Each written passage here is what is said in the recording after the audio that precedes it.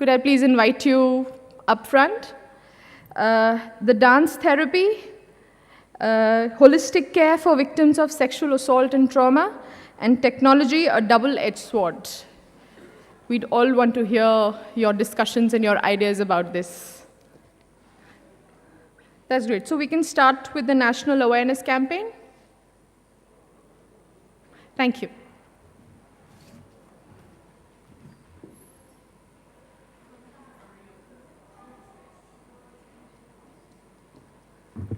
Okay, hi. I'm Radhika, and I'm from an organization called Breakthrough. We led the breakout session on National Awareness Campaign, and in the interest of time, I'm going to very quickly run you through what we discussed.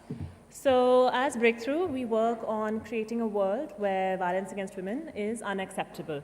And we do this through strategies that engage and empower not just women, but bystanders and people all around us to take action and step up and intervene to end violence. So in the course of our discussion, we brought up our two campaigns and the issue areas we work on. So I'll quickly run you through those. We work specifically on issues around domestic violence, gender-biased sex selection, sexual harassment in public spaces, and, well, we have a campaign called Bell Bajao, which graduated to become Ring the Bell and deals on issues relating to all forms of violence against women. So with Bell Bajao, we launched Bell Bajao in 2008. It's been running for 5 years. And the core message of Bell Bajao is that whenever you're a bystander or you're a witness to domestic violence, a really small action you take can bring that violence to a halt. So an action as simple as ringing the bell when you hear the sounds of domestic violence can interrupt and, at least for that moment, stop that violence from taking place. So it really highlights the role of the bystander. What we've done more recently is try our hand at shorter campaigns, because so far our campaigns on domestic violence, early marriage, and gender-biased sex selection have been really long-term campaigns, 5 years now, 2 years, 1.5 years. And we're trying to see if we can do campaigns if we're agile enough to take up campaigns that are more action-oriented and last for a shorter period of time. So what we did this year, in March, so not very long ago, we launched a campaign, a 3-week campaign called Board the Bus. And Board the Bus grew out of a discussion we were having about safety of women in public spaces. And we figured that there are a lot of public spaces and women are a bit apprehensive of occupying because they're very gendered, they're very male-dominated. And among those, you have public transport. And within public transport, you have buses. And buses are, I think, or we all thought, the form of public transport that people, or women specifically, are most apprehensive about taking because there are very few women on buses. And there are very few women on buses because women are so apprehensive about taking buses because they feel unsafe. So we launched a campaign called Board the Bus, which, as the name suggests, was a call out to women to board the bus. And we were saying that this is your space, you have every right to occupy it. So join us, board the bus with us. We gave them a date, we gave them actions they could do. And on the 8th of March, International Women's Day this year, they joined us at Jantar Mantar. We got the participation of the Delhi Integrated Multimodal Transport System. They loaned us an orange bus, which met us at Jantar Mantar, and we literally, virtually, and metaphorically boarded the bus. So that was the objective of that campaign achieved. So I'm just going to run you through the ways you can engage with us. So apart from the traditional ways we look at involving people, we also look at people getting engaged with us across our issues. So we have volunteers or requirements for skill sets through all our issue areas, including preventing early marriage, preventing gender-biased sex selection, preventing sexual harassment in public spaces. So you can always partner with us and support our campaigns through social media, through volunteering skill sets, through offering, if you have any research experience, offering your time or skills. You can also use it. You can also promote our campaigns or our events individually using your social media channels or your social networks, your actual physical social networks. And It's in an ideal world, you see our campaigns, you're inspired, and you take them on as your own, and you begin your own culture of pushing for change and creating a world where violence against women is unacceptable. So that's what we discussed during our session. And if you want to get in touch and figure out how you can contribute or get involved, this is all you need to know. So that's it. Thank you.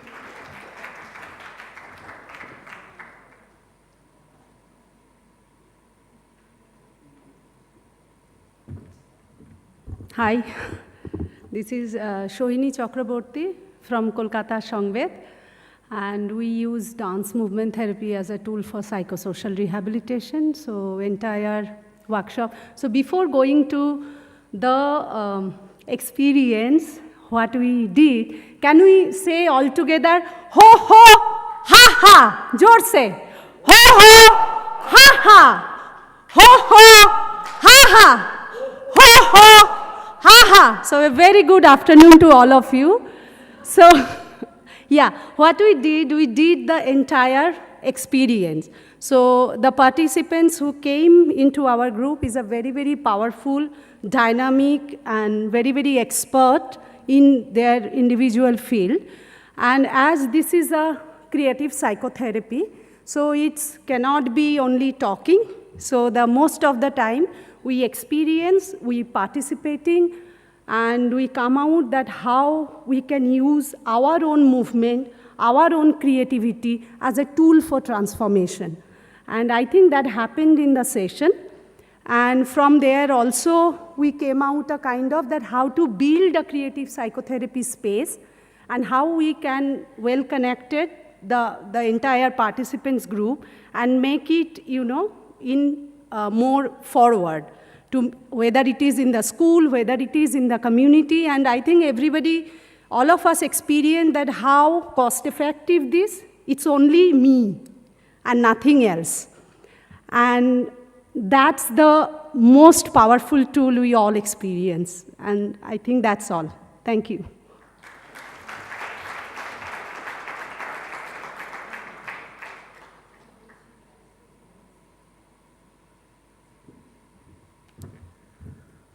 Hello, I'm Kristen with EmancipAction. I and Dr. Duru Shah were leading the holistic care session.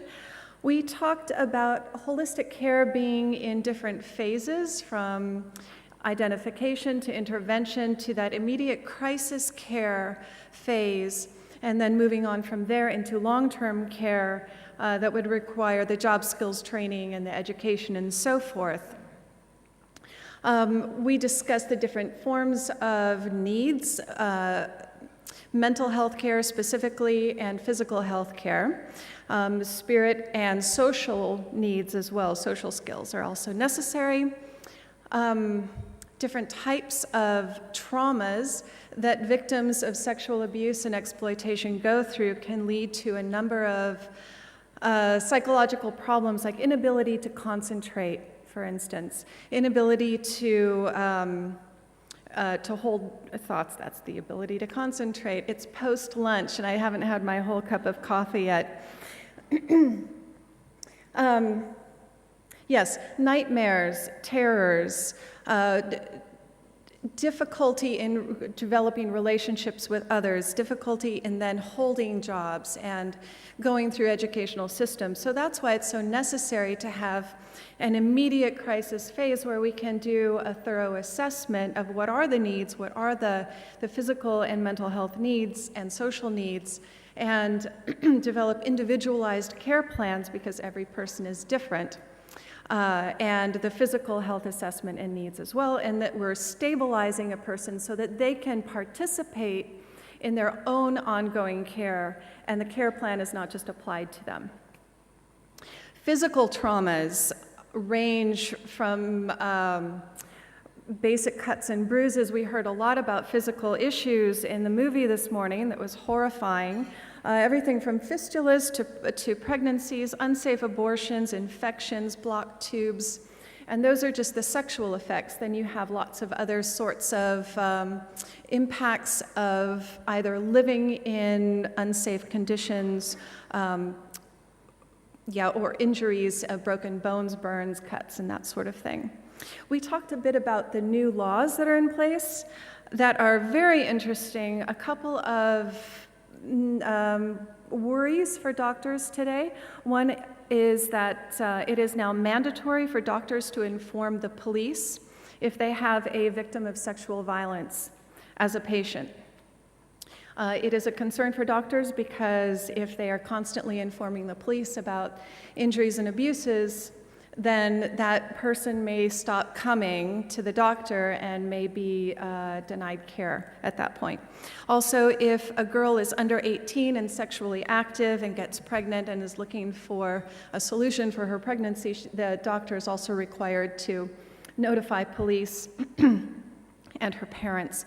So these are things that infringe on confidentiality between the doctor and the patient. There are 3 aspects that impact private practitioners particularly. Private practitioners are now responsible to collect evidence of sexual abuse and rape and submit them to court, provide that evidence. The 2-finger test, who knows about the 2-finger test? Okay, I learned about this today. I was horrified to find out what it is and delighted to know now that it is now banned. And the doctors are not sensitized yet. This is a new law, and doctors across the country have not yet been sensitized. So this is a real point of need of education. Let's see, we had lots of different questions. A lot of them focused on what about the rural areas? What is happening with victims of sexual abuse and exploitation in the rural areas if the doctors in the urban areas have not yet fully been sensitized and don't know how to collect all of this rape evidence yet? So we decided that we would continue discussing all these things, passed around a sign-up sheet. And if you would like to learn more or get more resources about these issues, please see me or Dr. Shah, and we'll make sure that we'll pass around any resources that we're coming up with. Thank you.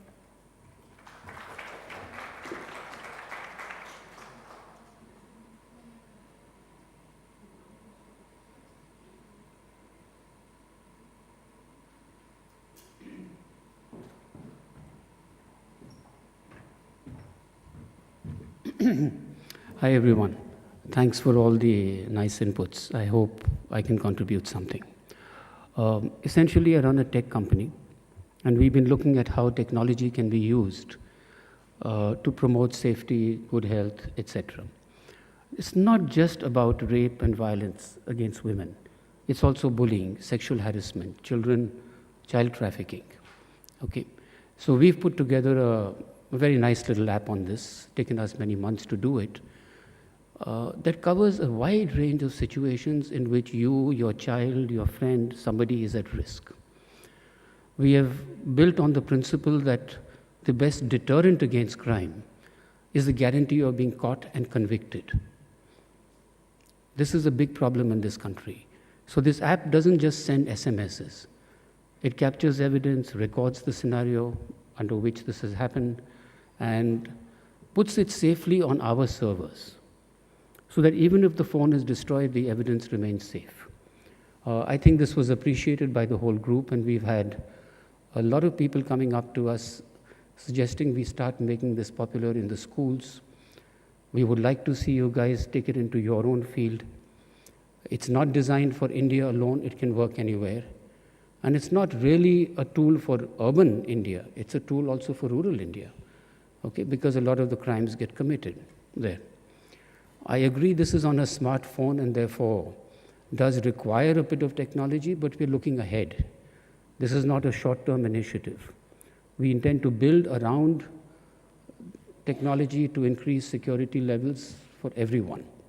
So over the next year or two, we expect to see the use of smartphones, internet, etc., grow to the level where even a girl in the village should have some ability to point or to record the violence against her, or a young girl who's going through dowry harassment or a kid in college being ragged. Okay. So while, yes, it started after the Shakti Mill rape as an attempt to deal with the fact that women go out in dangerous transport, they go to isolated places, it has grown into much more. And thanks to the people who came, because the response was excellent. And if anyone would like to know more about it, please call me. We're here to help. I have only one point to add to this. I should have done it yesterday. We were asked in the early session to submit questions. And I hadn't quite got this right in my head. But my question was to have been, where is the private sector in all your efforts? You're doing wonderful work. You're struggling sometimes to get funds. Why are there not more private companies doing their little bit? And I set up my own school some years ago. If you like to share that experience, I'm available. But you should really also ask the community, the business community around you, why they are not getting involved. Yeah. And I hope that's one of the messages that will go through. Thank you.